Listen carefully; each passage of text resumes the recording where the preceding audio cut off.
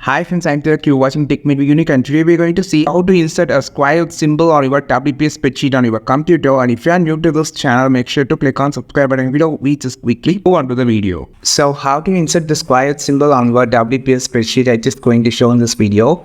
Actually, there is a two way to insert the square symbol. The first way I'm just going to perform is you just need to press Windows key plus dot symbol on your keyboard. So after pressing this, you can have the symbol dialog box here. It's actually Windows shortcut. Click on the symbol option and just need to press this first tab.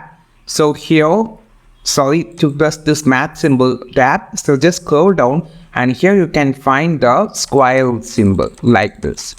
This is one of the way. And the second way, you just need to press the just click on the insert option and just click on the equation. So here you can find a root symbol, square root symbol.